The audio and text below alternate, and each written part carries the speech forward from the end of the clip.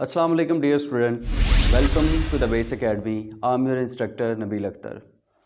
Dear students, last lecture के अंदर हमने बर्नौली इक्वेशन को डिटेल के अंदर डिस्कस किया था और अब हम उसकी एप्लीकेशंस की तरफ मूव करेंगे. तो इसमें सबसे जो पहली एप्लीकेशन इसमें आती है वो है जी टॉरसलिस थ्योरम, जिसको हम यहाँ पे टॉरसलिस थ्योरम बोलते हैं, जो कि एक इटालियन साइंटिस्ट टोरेचले, ये उसका इटालियन है और इसकी प्रोनाउंसिएशन इस तरह से होगी टोरेचले, ये उसने हमें दिया था. और मज़े की बात इसमें ये है कि ये बर्नौली से 100 साल पहले टोरेचले ने ये थ्योरम हमें दे दिया था. इस थ्योरम ने हमें ये बताया था कि अगर आप एक टैंक लें और उसके मुख्तलिफ हाइट पे सुराख करें तो वहाँ से जो निकले वाला पानी है उसका जो फ़्लो होगा या उसका जो प्रेशर होगा या उसकी जो धार होगी वो डिफरेंट आएगी. तो उसको हम देखेंगे कि ऐसा क्यों होता है. तो इसकी स्टेटमेंट हम पढ़ लेते हैं.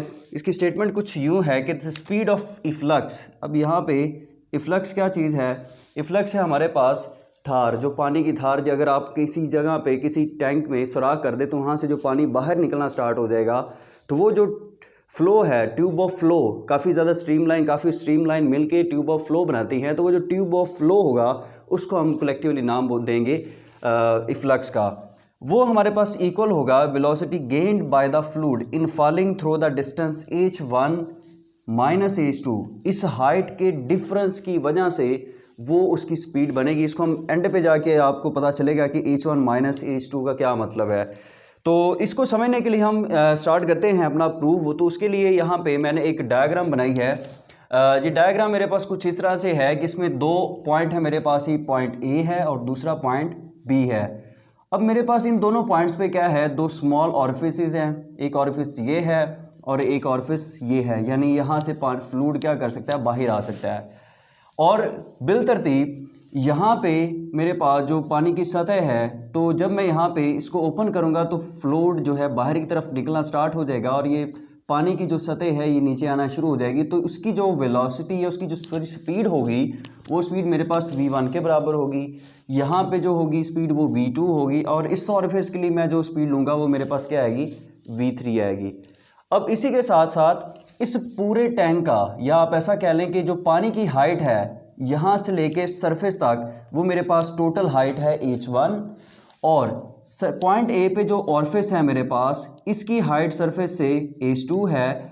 और इन दोनों का जो डिफरेंस मेरे पास आता है वो है जी h1 माइनस h2. अगर मेरे पास टोटल लेंथ ये 10 मीटर हो तो 10 में, और ये मेरे पास कोई 2 मीटर हो, तो मैं क्या करूँगा, 10 में से 2 को माइनस कर दूंगा तो मेरे पास डिफरेंस आ जाएगा 8 की शक्ल में. तो ये h1 मैंने माइनस h2 लिख दिया, जो कि डिफरेंस है इन दोनों का. ये दोनों हाइट्स का जो डिफरेंस होगा ये मेरे पास है और यही डिसाइड करेगा कि यहाँ से निकलने वाला जो फ्लूइड है उसका प्रेशर कितना ज़्यादा होगा, यानी वो कितनी दूर तक आगे जाएगा, वो हमें ये डिफरेंस बताएगा. तो मूव करते हैं जी अपना बर्नौली इक्वेशन की तरफ, क्योंकि मैंने बोला था कि बर्नौली इक्वेशन की ये एप्लीकेशन है. तो बर्नौली इक्वेशन हमें पता है किसके बराबर होती है जी, P1 plus 1/2 rho V1 square plus rho G H1 is equal to P2 plus 1/2 rho V2 का square plus rho G H2. तो यहाँ पे हम पहले अपना डाटा ड्राइव करते हैं. तो देखिए ज़रा, ये मेरे पास एक टैंक है और अगर यहाँ पे मैं इसका क्रॉस सेक्शन एरिया बनाने की कोशिश करूँ तो मेरे पास ये क्रॉस सेक्शन एरिया कुछ यूँ इस तरह आएगा. अब यहाँ पे हम इक्वेशन ऑफ कंटिन्यूटी का इस्तेमाल करते हैं. इक्वेशन ऑफ कंटिन्यूटी क्या कहती है कि A1 V1 is equal to होगा A2 V2 के, यानी जिस जगह पे एरिया ज़्यादा होगा वहाँ पे जो स्पीड होगी वो क्या होगी जी, कम होगी, और जहाँ पे एरिया कम होगा वहाँ पे स्पीड क्या होगी, ज़्यादा होगी. तो ज़रा यहाँ पे गौर करें तो आपको नज़र आ रहा है कि इसका क्रॉस सेक्शन एरिया इस जगह से बहुत ज़्यादा है. तो इसका मतलब यहाँ पे जो स्पीड होगी वो क्या होगी, ये वाली जो v1 स्पीड है वो कम है.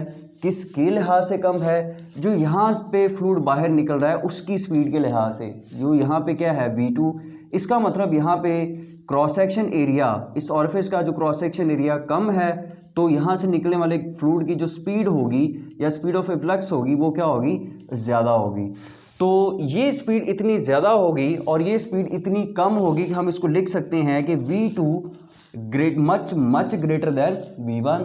अगर ये बहुत ज़्यादा है V2 तो उस लिहाज से फिर क्या होगा कि V1 को हम किसके इक्वल मान लेंगे, 0 के इक्वल मान लेंगे.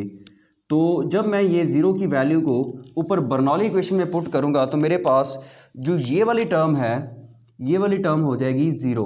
इसको मैं इंडिकेट कर देता हूँ कि ये वाली टर्म हो जाएगी ज़ीरो, और रिड्यूस होकर हमारे पास जो इक्वेशन बर्नौली इक्वेशन की बचेगी वो रह जाएगी P1 plus rho G H1 is equal to P2 plus 1/2 rho V2 का square plus rho G H2। अब इस टैंक को हमने एटमॉस्फेरिक प्रेशर के अंदर रखा हुआ है, तो इसका मतलब इस पूरे टैंक के ऊपर जो प्रेशर होगा वो एटमॉस्फेरिक होगा। तो इसके लिए क्या होगा, प्रेशर P1 और P2 जो है ये भी बराबर हो जाएंगे। तो इट मीन्स डैट कि प्रेशर P1 कैंसिल आउट हो जाएगा प्रेशर P2 के साथ। अब ये और रिड्यूस होकर इक्वेशन हमारे पास रह जाएगी rho G H1 is equal to 1/2 rho V2 square plus rho G H2। अब यहाँ पे ये वाली जो टर्म है इसको मैं क्या करूँगा, दूसरी तरफ ले आऊँगा, तो ये इधर प्लस और इधर आके हो जाएगी माइनस। जब ये माइनस होगी तो यहाँ पे रो जी और यहाँ पे भी रो जी, दोनों में क्या आ जाएगी, दोनों टर्म के अंदर ये कॉमन आ रहा है तो मैं इसको बाहर निकाल लूँगा, और अंदर मेरे पास ब्रैकेट के अंदर क्या रह जाएगा, H1 माइनस H2 रह जाएगा, और ये मेरे पास बराबर आएगा 1/2 रो V2 का स्केयर।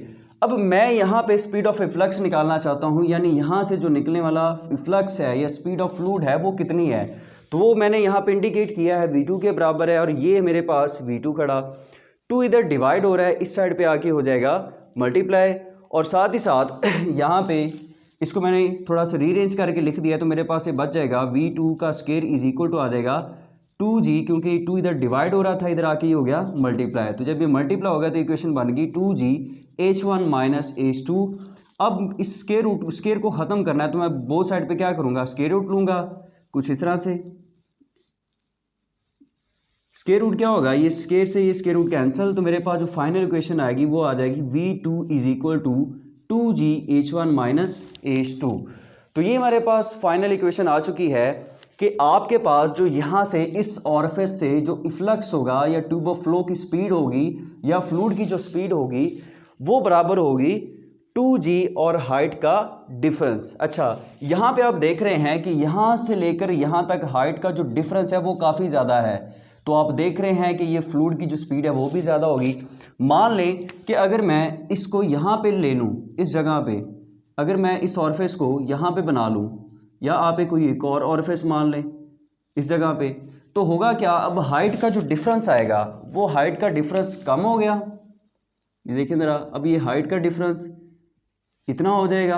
अब हाइट का डिफरेंस कम होगा तो उसकी वजह से क्या होगा, जो आपके पास फ्लूइड की जो फ्लो होगा या उसकी जो स्पीड होगी वो भी क्या होगी, कम होगी। और इसको आपने अगर प्रैक्टिकली भी देखना हो तो आप एक बोतल के अंदर पानी भरें और उसके डिफरेंट जगह पे क्या करें, सुराख करें, और आप देखेंगे कि जो सबसे बॉटम पे होगा उसकी जो धार है वो ज़्यादा लेंथी होगी, काफ़ी दूर तक जा रही होगी, दरमियान वाले की उससे कम होगी, और जो टॉप पे होगा उसकी और कम हो जाएगी, क्योंकि हाइट का डिफरेंस क्या होता जाएगा, कम होता जाएगा। अब इससे हमारे पास कुछ कंक्लूजन्स आते हैं। वो कंक्लूजन्स क्या हैं कि speed of efflux is independent of direction of flow. हाँ जी, मतलब ये डायरेक्शन इंडिपेंडेंट ऑफ डायरेक्शन है। इसका मतलब क्या है कि इससे कोई फ़र्क नहीं पड़ता कि ये इस तरफ निकल रहा है, ऊपर की तरफ पानी निकल रहा है या नीचे की तरफ निकल रहा है। तो इसी के लिए हमने यहाँ पे दूसरा ऑरिफिस लिया था। इस दूसरे ऑरिफिस में देख रहे हैं आप, पानी जो है या फ्लूइड जो इसके अंदर है वो ऊपर की तरफ निकल रहा है। अब यहाँ पे एक तो ये फ्लूइड ऊपर की तरफ निकल रहा है, साथ ही साथ क्या हो रहा है कि इसमें जो एनर्जी लॉसेज हैं वो भी इक्वल रहेंगे। किस तरह, अब अगर हाइट पे, जितनी हाइट पे पानी मौजूद है या फ्लूइड मौजूद है, तो फ्लूइड के पास कोई ना कोई पोटेंशियल एनर्जी होगी। जब वो बहना शुरू करेगा, यानी अगर इस ऑरिफिस को अब आप माने कि ये बंद है और ये खुला है, तो फ्लूइड क्या करेगा, इस तरफ से ऊपर जाएगा।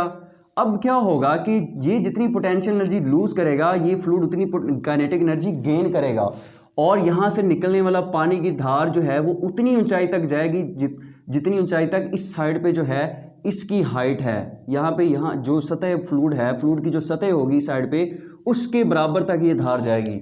लेकिन हकीकत में ऐसा होता नहीं है, हकीकत में ऐसा होगा नहीं, क्योंकि हम आइडियल फ्लूइड को अचीव तो नहीं कर सकते। तो उसकी वजह से होगा क्या कि नॉन विस्कस फ्लूइड होगा हमारे पास, तो यहाँ पे जब वो पानी ऊपर की तरफ जाएगा तो एनर्जी लॉसेज आएंगे। तो हो सकता है कि पानी की जो धार है वो इससे कम बने। लेकिन अगर हम आइडल केस के अंदर लें इसको, तो पानी की जो धार है ये उतनी ऊंचाई तक जाएगी जितनी ऊंचाई तक ये सतह होगी इस साइड पे, इस टैंक के अंदर। ठीक है, एक तो ये चीज़ आ गई हमारे पास। उसके बाद अगला पॉइंट है कि the speed of efflux is equal to the speed of ball that falling through the height h1 minus h2 under the action of gravity. अब वो कहते हैं कि वो ही उतनी ही स्पीड होगी, यहाँ से निकलने वाले फ्लक्स की स्पीड उतनी ही ज़्यादा उतनी ही होगी जितना एक आप बॉल को इसी सेम हाइट से फेंकें नीचे की तरफ, और वो जब यहाँ पे पहुँचेगा, इस हाइट पे पहुँचेगा, इस पॉइंट पे जब वो पहुँचेगा तो उसके पास भी उतनी ही स्पीड होगी जितनी यहाँ से निकलने वाले फ्लूइड की या इफ्लक्स की होगी। तो उसको अगर हमने मैथमेटिकली, ये हमारे पास इक्वेशन बनती है 2gh1 minus h2 is equal to V square. ये कैसे बनती है, इसको प्रूव करने के लिए मैंने यहाँ पे इसी के साथ एक बॉल ली है। इसकी हाइट तकरीबन उतनी है जितनी हाइट ऑफ वाटर है, यानी सतह की, जो पानी की सतह यहाँ पे है उसके बराबर की ये हाइट पे बॉल पड़ी है।